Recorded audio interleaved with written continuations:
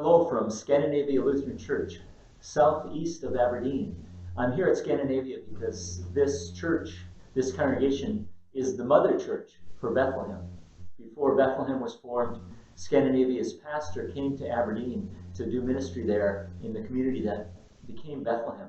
And I'm here at the communion rail because I wanted to share with you a bit of the theological history of the communion rail like this.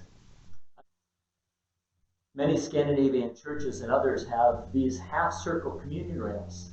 And this half circle is a way that the architects were sharing about the communion of saints. For when people gather here and kneel for communion, they are part of the communion of saints. And yet, the communion of saints is not limited to those who are gathered around the communion rail here. No, the communion of saints continues and makes a full circle.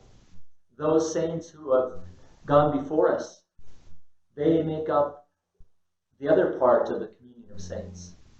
I've been thinking about that a lot as we've been thinking about how are we church together in this time of physical distancing, when we're practicing keeping away from each other as a way to love one another.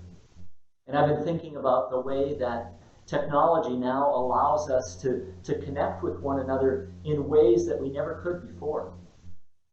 And the mystery of technology is a bit like the mystery of the communion of saints, that we're still connected with those who have gone before us, that not even death can separate us from the love of God in Christ Jesus.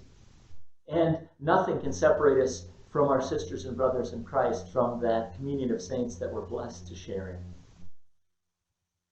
As we think about our communion practices during this time, it's important to remember who is at the center of our communion. It's the cross. It's Jesus that is the center.